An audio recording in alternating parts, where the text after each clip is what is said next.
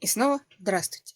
Продолжу разговор о цельнокроенном рукаве, о его моментах построения. Чтобы понимать, что мы строим, что у нас получится, надо понимать, какие приемы использовать. Поэтому рассказываю от обратного.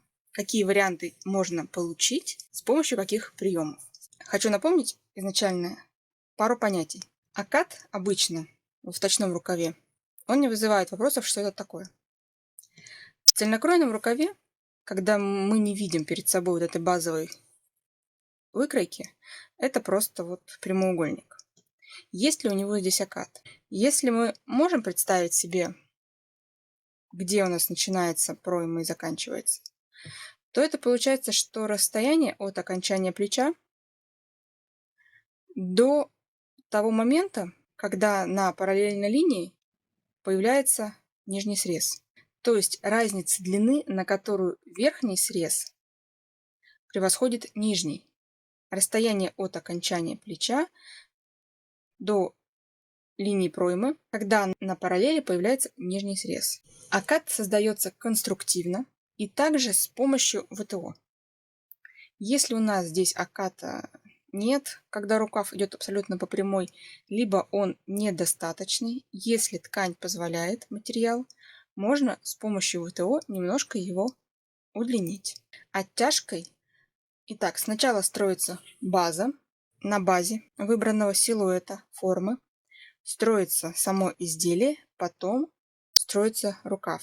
Но все-таки сначала в голове имеется план того, какой рукав мы хотим получить. И тогда после этого применяются те приемы, дополнительные изменения базы для нужного вида рукава.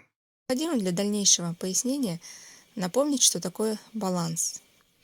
Ткань с опорных участков плеч спускается вниз одинаково. Линии груди, талии, бедер, низа находятся на параллельном расстоянии друг от друга, на одинаковом. У тела же на каждом участке по вертикали свои длины. Для того, чтобы не было перекоса из-за разницы длины ткани на участке, допустим, от точки основания шеи до груди и от точки окончания плеча до груди на более коротком расстоянии, ткань защипывается в выточку. Баланс бывает положительным, отрицательным, нулевым в зависимости от фигуры.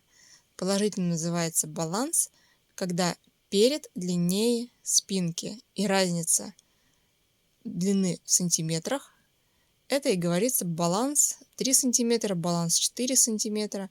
Когда строится выкройка, то предполагается, что для заданного силуэта, формы подбирается длина каждого участка в соответствии с длиной участка тела, так, чтобы все линии были параллельны и выточки забраны настолько, чтобы создавался нужный силуэт. То есть баланс – это соответствие длин участков ткани длинам участков тела и соотношение этих длин между собой у ткани на разных участках. Соответственно, внесение изменений в какой-то один участок в серьезном формате достаточно негативно скажется на остальных участках, если на них не производить соответствующих изменений.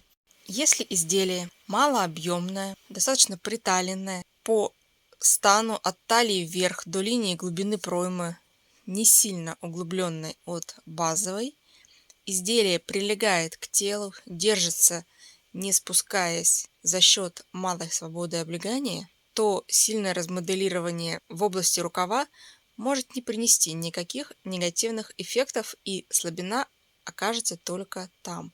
Особенно если рукав короткий и ткань не тяжелая. В других же ситуациях, если линия бока ослаблена, нет поддержки на талии, либо, возможно, ткань очень тяжелая, нельзя длину по центру и от точки основания шеи полностью сохранять в изначальном варианте при удлинении боковых участков. В дальнейшем будет указано, что происходит изменение баланса по спинке вследствие увеличения длин и перенос плеча вперед параллельными линиями, это знают многие, и снятие некоторой длины с плеча по переду. Но было бы странным увеличивать длину от точки основания шеи до линии груди, когда только что ее забирали. Но и сохранять линию низа по центру вздернутой тоже не является корректным. Поэтому линию талии, бедер, низа в определенном расстоянии надо понижать. Чем больше яркость фигуры, чем больше размоделирование происходит, тем больше числа берутся для переноса линий вниз, для визуального выравнивания линии низа по центру и линий низа по боку. Следующее, что нужно помнить, для того, чтобы в прямом рукаве свободном линия низа была ровной линией, нижние срезы, локтевой или задний и передний, к линии низа должны подходить под углом 90 градусов. Волнообразный низ подходит для узких рукавов. В основном это узкие варианты третьего типа, когда шьется узкий рукав с локтевой выточкой или без, с оттяжкой, с припосадкой, но тогда линия низа у локтя будет длиннее, чем по переду. Для варианта А, Б рукавов и также для начальных вариантов малого наклона варианта В, когда свобода еще достаточная, здесь должны быть 90 градусов. Тогда линия сойдется в одну ровную линию, без перекосов. Поэтому вот этот центральный отрезок – это верхний срез. Внешние отрезки на вточном рукаве совпадают с нижним срезом переда и спинки. Поэтому 90 градусов вот эти, это 90 градусов вот здесь.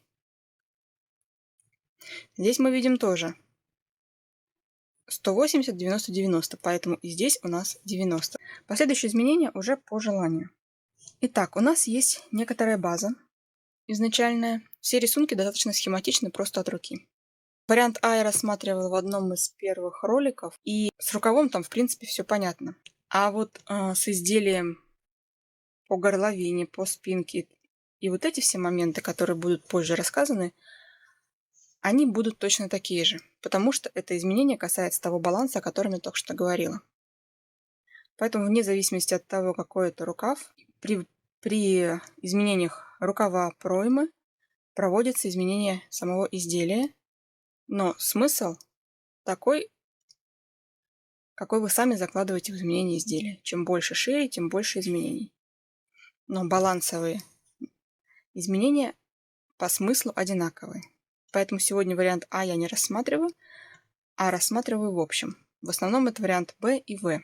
Я начертила здесь 3 наклона рукава. Изделие, полочка, нагрудная выточка в плечо. Для варианта Б вполне строить можно изделия, их так и строят от основной базы с выточкой. У варианта В все так же, сегодня не проластывается, это отдельный разговор, но все, что связано с наклоном рукава, с его шириной, будет таким же, но в более серьезной степени. А конкретно у варианта Б наклон плеча является наклоном линии рукава. Вариант В предполагает от окончания плеча под другим углом наклон. То есть будет в более жесткой степени выражены все те свойства, про которые сейчас буду говорить. Все-таки про вариант В там больше изменений, поэтому про него отдельно, но общие. Все 3 типа рукава, которые здесь нарисованы, они одной длины. Вообще обычно, как говорила раньше, я строю выточку от точки основания шеи. Как мы ее замеряем, нагрудную выточку, высоту груди, так я ее и строю. Но многие строят не от основания шеи. Чем лучше вариант от основания шеи? Это вот такой вариант. Наклон плеча единый, и его легче сохранить единым при любых изменениях.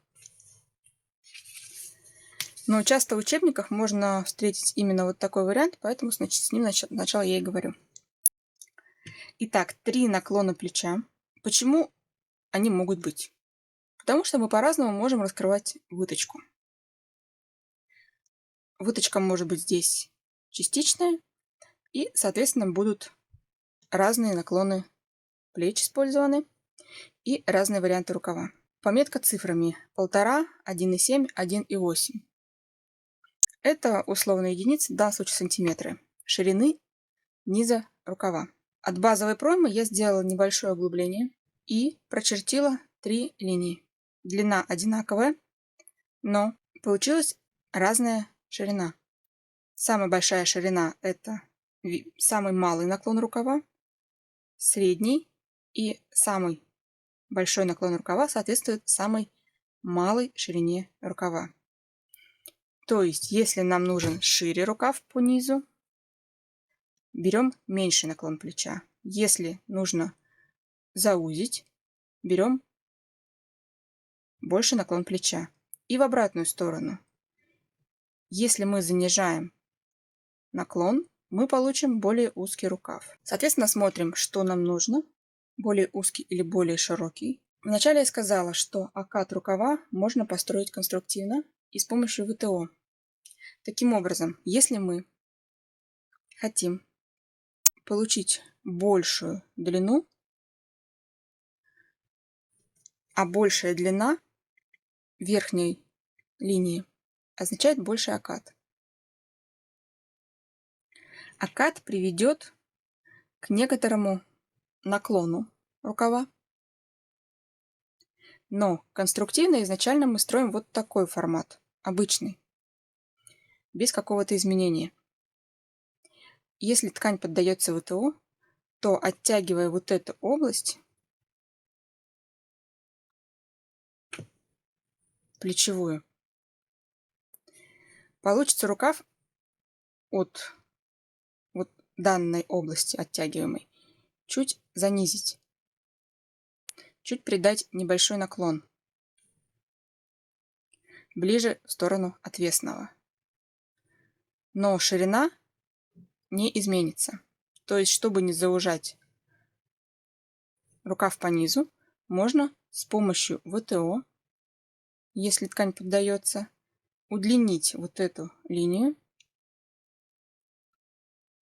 Но, естественно, если мы понимаем, что ткань поддается ВТО и получится удлинить рукав, то строить вот такой прямой изначальный простой рукав надо, уменьшая на это количество сантиметр-полтора. Обычно не больше 1,5 получается.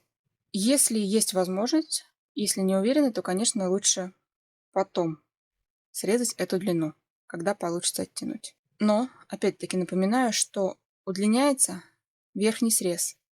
Нижний срез остается таким же. Его срезать не надо, укорачивать. Рукав будет чуть более наклонным, сохраняя ту же ширину.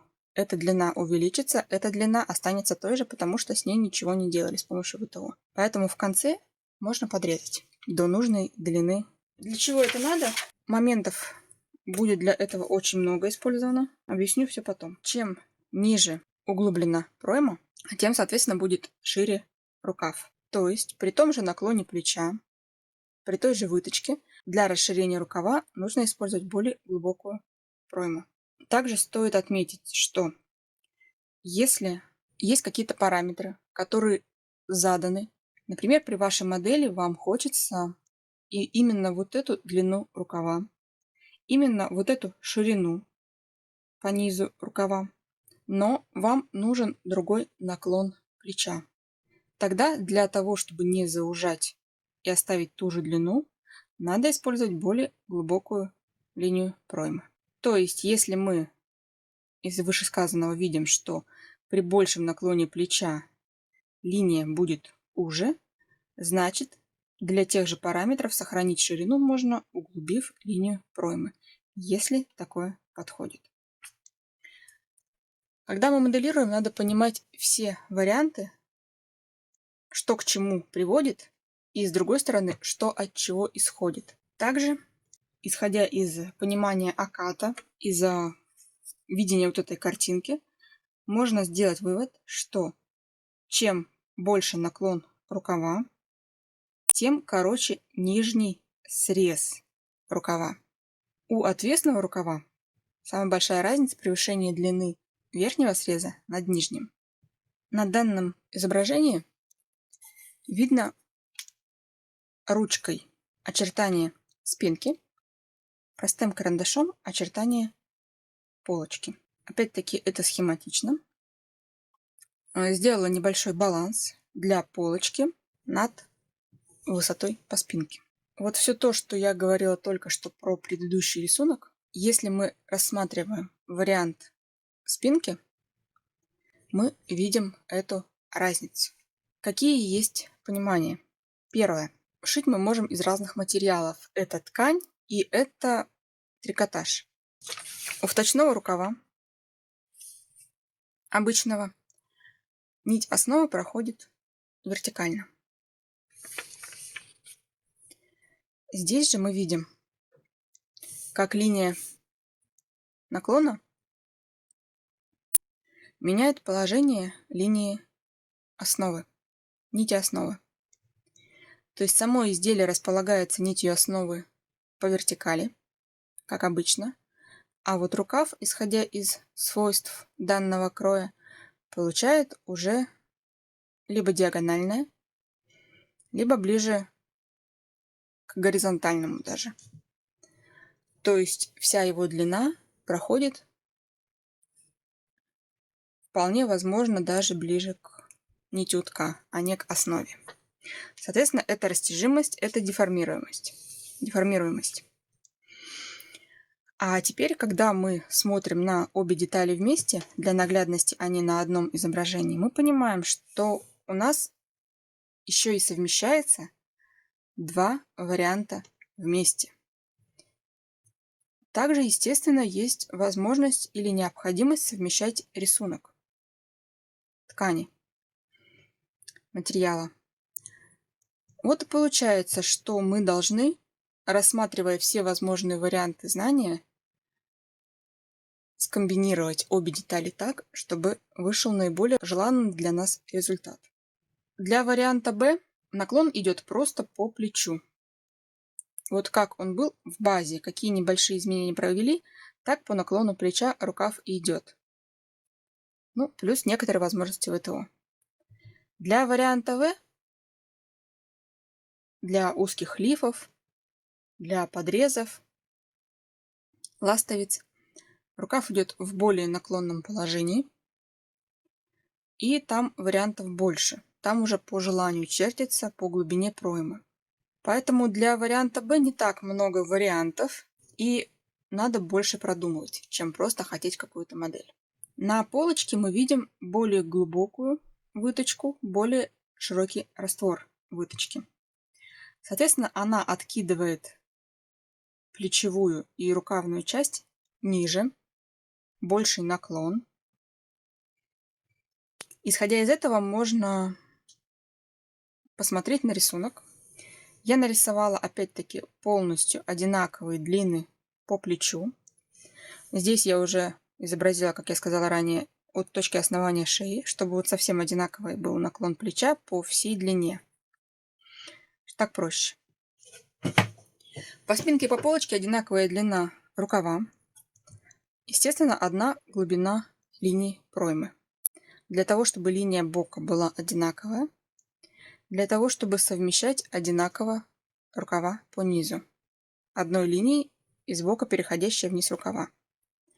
Но взяв одну глубину проймы, взяв одну длину рукава, имея вот такой разный наклон, мы видим подтверждение, что меньший наклон по спинке дает ширину 2,8 условно и длину 2,9 у нижнего среза. В то время как больший наклон для полочки дает меньшую ширину, более узкий рукав, иначе говоря, и меньшую длину нижнего среза, чем у спинки 2,6. Для разных типов фигур разный баланс. От линии талии до линии глубины проймы по переду и по спинке должно быть одинаковое расстояние, чтобы их совместить в один срез, если нет каких-то нюансов модельных при посадке. А вот эти расстояния выше. У всех фигур они разные. Получается, верхний срез будет совмещаться по-разному. Разная будет ширина низа рукава. Разная будет получаться линия длины нижнего среза. Поэтому нет каких-то одинаковых рекомендаций для всех. Изменение всех вот этих вот параметров зависит от вашей фигуры. Если вы понимаете, к чему это приводит, к соотношению какому длин, ширины, вы можете исправлять то, что получается. Поэтому, если вы так же, как и я, не любите строить макеты, то, к сожалению, это должны быть очень мягкие, широкие образы, либо все-таки макет строить здесь надо. Когда строятся рукава переда и спинки, то получаются разные длины. С помощью оттяжки ВТО, здесь у меня, конечно, нарисовано под углом острым, но, естественно, для того, чтобы не загружать никакими линиями. Естественно, что вот это место строится обычно округлой линией. И ее проще с помощью ВТО изменять. Для спинки более длинной можно немножко, например, припосадить или оттянуть для полочки. Это место для того, чтобы уравнять немного между собой эти отрезки. Исходя из того, ну вот если вот такая вот схема вам нужна, а разница получается, можно это исправить. Либо если длины все-таки разные, можно их немножко уравнять. Сняв с одного участка, например, со спинки длину, и удлинив, допустим, полочку. Если с помощью определенных манипуляций с ВТО получится их соединить. Главное соединение двух срезов переда и спинки в один равный шов и соединение нижнего среза в один равный шов. Рассмотрим изображение третье. Часть выточки плечевой и нагрудной можно перенести в пройму изначально до построения рукава, для того, чтобы вот эта область была мягче, свободнее, не так облегала переход плеча в руку. Естественно, это удлиняет пройму. Рукав становится шире. Но выточка плеча значительно меньше, чем выточка нагрудная. Рукав – это не только конструкция выкройки, это еще и свойства ткани, в том числе вес. Когда изначально мы строим выкройку, базовую берем, у нас идет соответствие длин тканей длинам тела. Изменяя рукав, расширяя, удлиняя, мы добавляем сюда вес. Он становится более тяжелым, если ткани, конечно, имеют достаточный вес. Поэтому нельзя оставлять центральную часть или плечевую без изменений. В зависимости от того, узкий это силуэт, прилегающий, либо это достаточно мягкий лиф свободных форм, изменения должны быть в соответствующей степени. Чем свободнее и мягче образ, тем больше эти изменения. Тем расстояние ткани по длине, по ширине больше, чем тело. Сохранение баланса – это основное, что позволит при желаемом моделировании рукава не заваливать все изделие в ту сторону, которая стала меньше, которая меньше получила изменений. Самым ярким свободным образом является полное размоделирование выточки в область плечевую, груди, когда здесь появляется наибольшее количество ткани. Спинка размоделированием полным выточки не получит такого изменения своих объемов. В связи с меньшей длиной проймы по спинке, после частичного размоделирования в нее выточки, не такой прибавки ткани на спине, большем размоделировании выточки по переду, спереди получается избыток больший, чем на спинке. Прилегание одних участков при свободных других ведет к смещению избытка ткани на малообъемный участок. Шов, соединяющий детали, сместиться в сторону малообъемного участка. Предвосхищая заранее смещение шва в сторону малообъемного участка, этот шов переносит, удлиняя малообъемный участок, сохраняя длину общую обоих участков, снимая длину с объемного участка. То есть, например, считается необходимым взять половину выточки спинки, перевести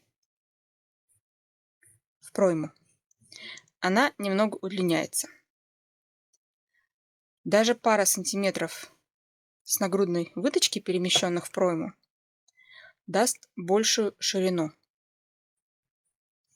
А если мы для свободных объемных изделий еще больше переводим нагрудной выточки, потому что это можно, то даже вся плечевая выточка не позволит таких изменений.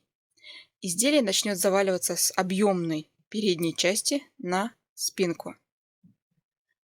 Малый объем на спинке не будет сохраняться прилеганием при свободе большого изделия. Шов начнет заваливаться плечевой и рукав весь назад. Две половинки рукава вместе с плечевой частью сшиваются, стачиваются в один элемент, трубу, так скажем. И расположение соединительного шва – это всего лишь эстетика. Он может располагаться где угодно. В базовом варианте он по центру. Соответственно, то, где он расположен, этот шов, это всего лишь дело вкуса. Общая длина ткани не меняется. Вот об этом только что я говорила. Общая длина спинки и переда при переносе швов не меняется. Меняется просто расположение шва. Соответственно, для объемного изделия, когда шов начнет заваливаться назад, с него надо с объемной части изделия снять несколько сантиметров и просто надставить их над меньшей частью. Шов будет зрительно смотреться на своем базовом месте по центру плеча. Это абсолютно такое же действие, как перенос для линии кокетки. Привычно, что линия кокетки смотрится где-то ниже плечевого шва, нет. Также и здесь плечевой шов переносится для привычного взгляда. Есть швы, которые соединяют детали с разным наклоном. Две линии, идущие под разным наклоном, обычно воспринимаются как выточка, то есть создается форма. Когда объединяются срезы с разными наклонами в один шов, будет не совсем ровная прямая линия, а некоторая форма на плече. Для рукавов третьего типа, когда наклон рукава задан от другого наклона линии плеча, то разность наклонов переда и спинки становится более весомым аргументом для более качественного подбора.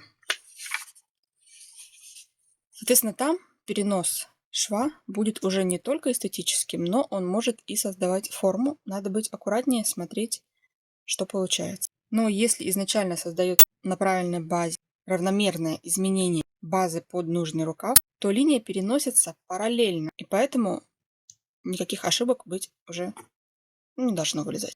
Одним из моментов важным является то, что углубление проймы приводит к укорачиванию бокового шва. Соответственно, при движениях рук изделие может вздергиваться вверх.